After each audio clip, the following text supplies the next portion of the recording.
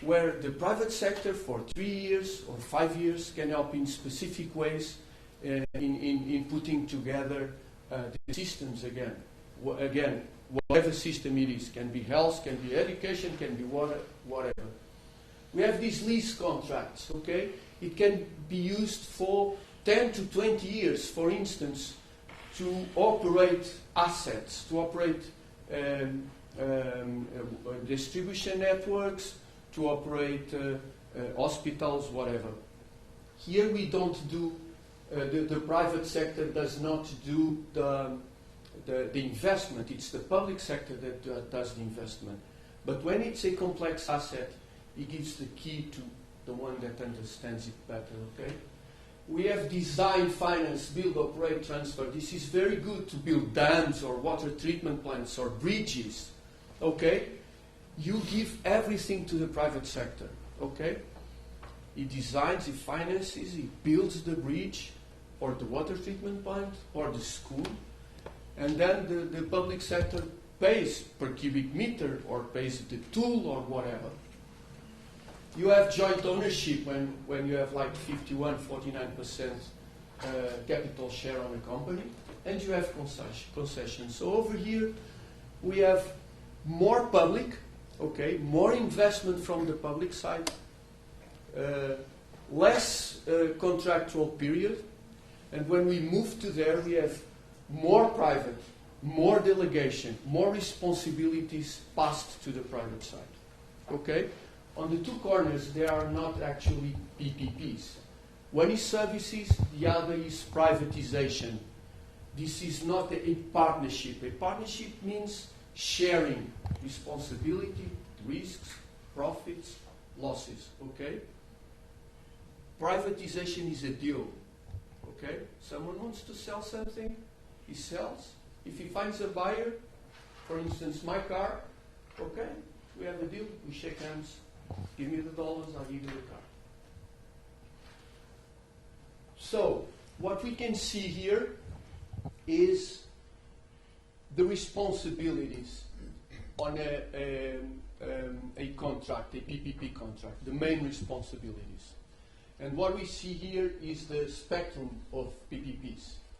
So, there are some cases where investment is done by the public side, okay? And some models that it's made by the private side. So again, you just don't do concession or you just don't do a management contract because we decide concession or management contract are good. No, it's the project that says which is the best model. Sometimes when we have a specific need, we go for management contract, but if we need a 200 million investment on a new water treatment plant and to extend networks. And we, the public side, have, well, lots of places to invest 200 millions, if I have it, okay, if I have it. So maybe we can go to concession. And what we have to do is check tariffs. Tariffs are always on the public side. Private guys cannot just raise tariffs, okay? It's commonly mistaken that private operators come and raise tariffs. This is because tariffs are usually subsidized. And the private partner either gets the subsidy or increases tariffs, okay? Tariffs are always on the private side here. Like human resources, we have public employees. What are we going to do with them? They go with the contract. So they will be paid by the private sector, but they go with the contract. So this is the spectrum, very, very summary, of course, simplified. One other thing that we have to understand is all PPPs have risks. They are complex contracts, okay?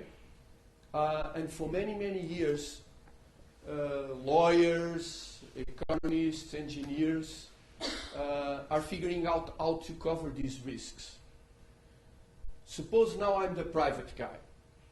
Suppose I'm doing an arrangement with the mayor, okay? And the mayor wants me to build a dike, for instance. How about a bridge? They want a bridge. You want a bridge, okay? They want a bridge. They want a bridge here. A new The bridge. mayor wants the bridge. Okay, I make the arrangement. I'm very good. I'm a good American company, okay? So this bridge will cost me 160 million dollars, sorry. Again, Portuguese, man. 160 million dollars, okay? So I made the arrangement with you, and what I might, and you say, Diogo, if you fail me, you'll pay penalties. You pay penalties for delays. You pay penalties for overruns. You pay me penalties. And I say, yes, Mayor, let's sign it. And what am I going to do? I'm going to this Chinese company, and I will make a back-to-back contract with her, a turnkey contract, because she's a constructor, okay? I'm Switzerland. You're Switzerland, sorry. This Oh, with a Swiss- Swiss company. with this Swiss company, and I'll make a back-to-back contract, okay? So what I do, I made a turnkey contract, and I say, you have to do it by $160 million. It's what I'm willing to pay, not $1 more. Do you want to shake hands with me? Oh, and all the risks, the penalties, I'm passing them to you. So if you delay it, you'll pay them. Do you want to do this, Swiss company? We shake hands. So during many years, the private sector, the banks, understood ways of mitigating risks, okay? We have demand risks. We don't know how many cars are going to pass that bridge, okay? We have a tool. We have to control these risks. We made a sensibility analysis. We made insurances against loss of profits. We made all the studies necessary to mitigate one and the other risk. We use conservative forecasts. We review the contract every 5 years. We do back-to-back contracts, turnkey contracts. We have insurances. We have dispute resolution mechanisms. And on financial side, we have so much ways of mitigating inflation, of mitigating spread, of mitigating currency changes, because this company is European. She's paid in euros, but you are paying me in dollars, okay? And the bank learned how to mitigate all these risks. And we have exogenous risks, something that no one controls, okay? All of a sudden, Mr. Trump decides to put a new tax. Who's paying it? Is it Actually, how we have made a lot of progress to implement things which need to be implemented to complex in the product of several years of participation. And very quickly, in a country we needed the most the essential public services. From us, we are in France, it was Africa, and to some extent Latin America. We also did a lot of work with India.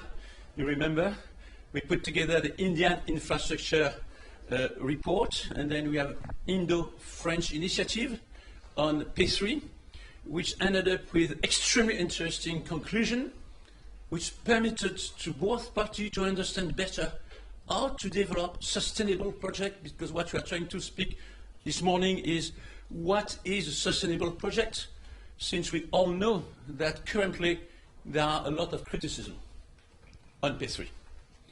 And the question is, are those criticisms justified? Or is it possible to use P3 as a tool which permits to develop more essential infrastructure projects at a time when the budgetary constraint doesn't permit to make projects above a certain level? And the beauty of P3, of sustainable P3, is precisely that.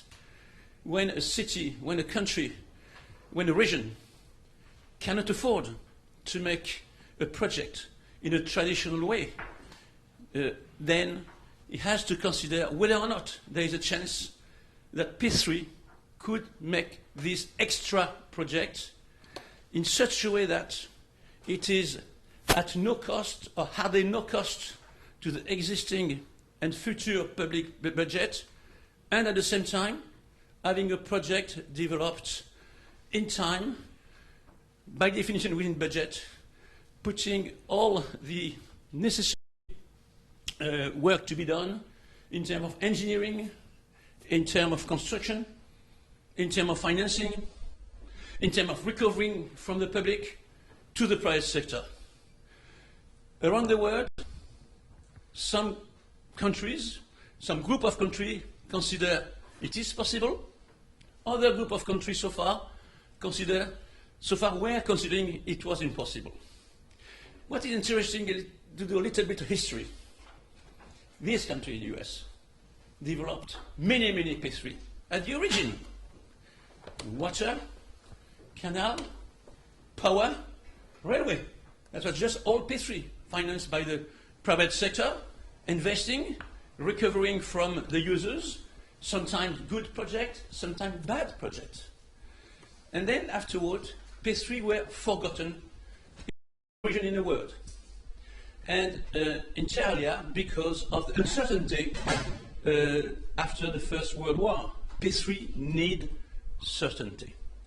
If you cannot build certainty, you cannot have P3. Why? Because the private sector is recovering on a long-term basis. It's an economic and financial equation where you recover for 20, 30, 40 or more years. We're speaking of the bridge, for instance, to give you an example. In order to make a bridge on P3 in France, there are several bridges in P3, then the criteria is what should be the recovery period in order to have the possibility to make the bridge on P3 without hardly any cost on the public budget.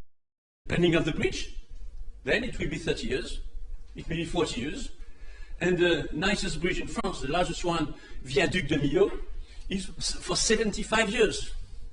It has been the same for the Channel Tunnel.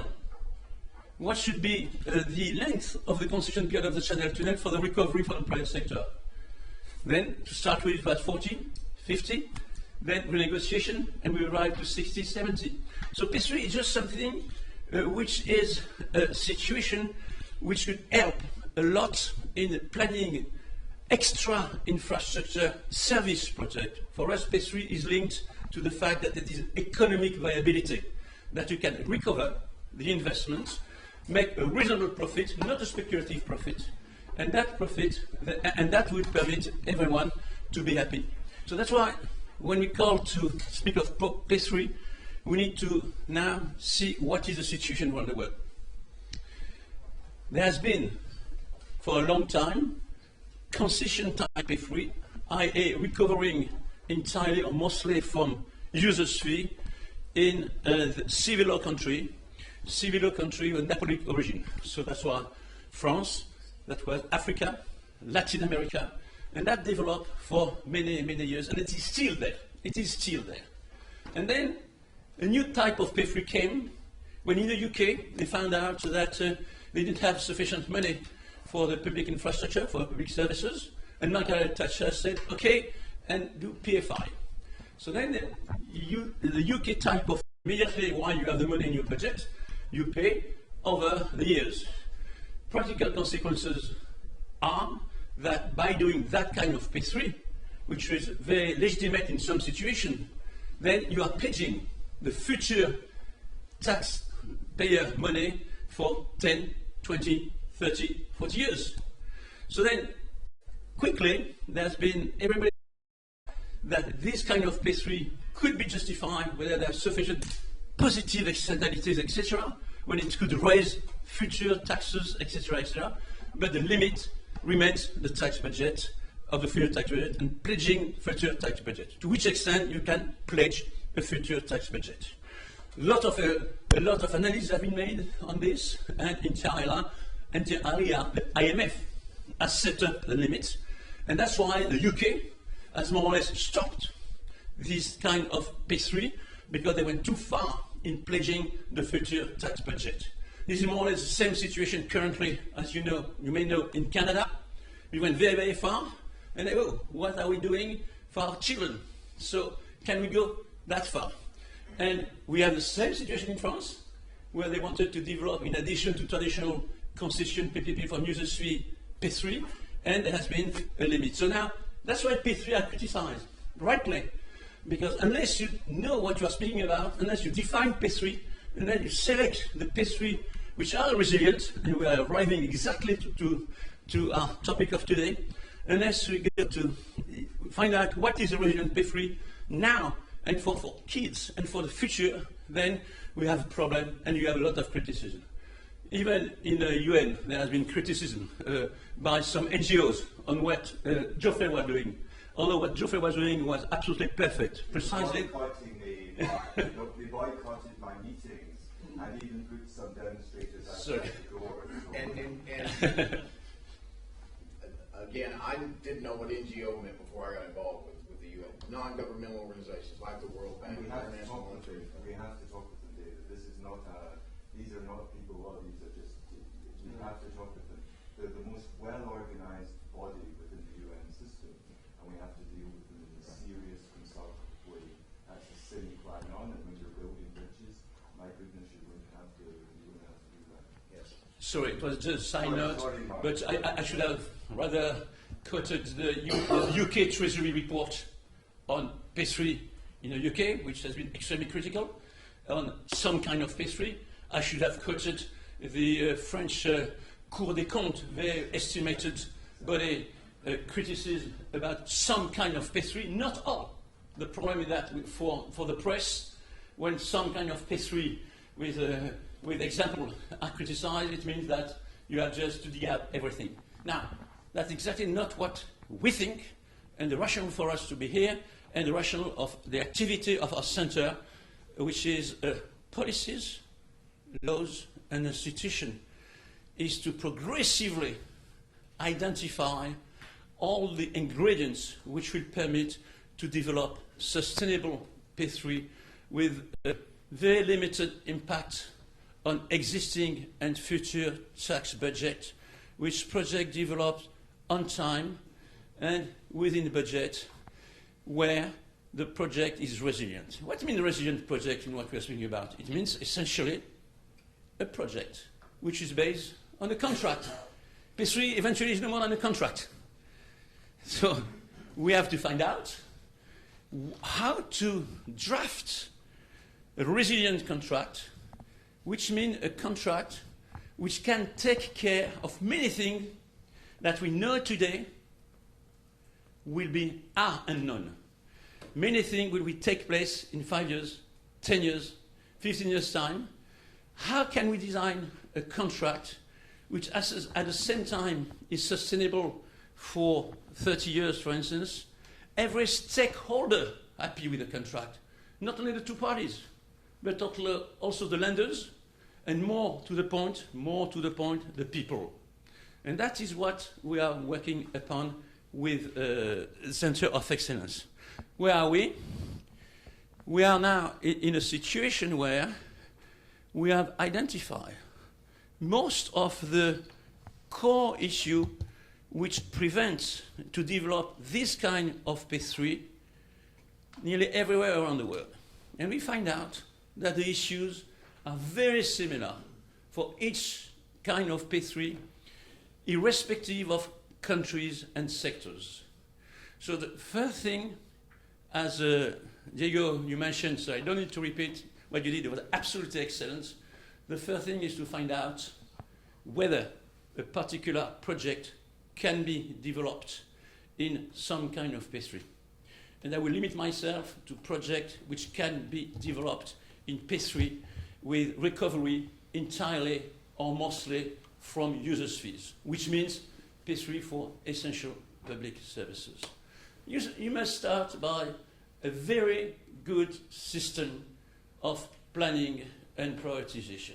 You need to start by a master plan which integrates all the kind of infrastructure that you intend to develop, and to find out how, within that whole framework of various infrastructure, the ones which may deserve to be developed under a P3 system.